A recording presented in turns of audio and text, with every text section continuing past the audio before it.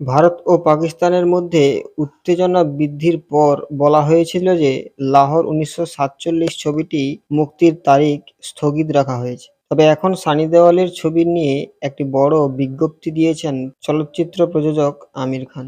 এক সাক্ষাৎকারে ছবি সম্পর্কে বলতে গিয়ে তিনি ছবির মুক্তির তারিখ এবং সানি দেওয়ালের অ্যাকশন দৃশ্য সম্পর্কে কথা বলেছেন। আসুন জেনে নিই সানি দেওয়ালের অ্যাকশন দৃশ্য এবং ছবির মুক্তির তারিখ সম্পর্কে আমির খান কি বললেন। আমির খান বর্তমানে তার ছবি সিতারে জমিন পর সাফল্য উদযাপন করছেন। এদিকে পিঙ্কভিলার সাথে কথোপকথনে তিনি লাহোর ১৯৪৭ সম্পর্কে কথা বলেছেন। ছবিটি কখন মুক্তি পাবে জানতে চাইলে তিনি জানান যে ছবিটি পোস্ট প্রোডাকশনের কাজ এখনও চলছে। এটি সম্পন্ন করার পরে তিনি ছবির মুক্তির তারিখ ঘোষণা করবেন। আমির খান কথোপকথনের সময় আরও বলেন যে ১৯৪৭ একটি পিরিয়ড ড্রামা ছবি, তাই এতে অ্যাকশনের কোনো স্থান নেই। তবুও সানি দেওয়াল তার অ্যাকশনের জন্য পরিচিত।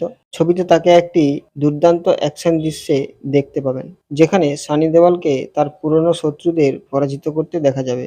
১৯৪৭ সালের লাহোর ছবিটি আসগর ওয়াজাহাটের বিখ্যাত নাটক জিস লাহোর নাই দেখিয়া ও জামাই নাই অবলম্বনে নির্মিত।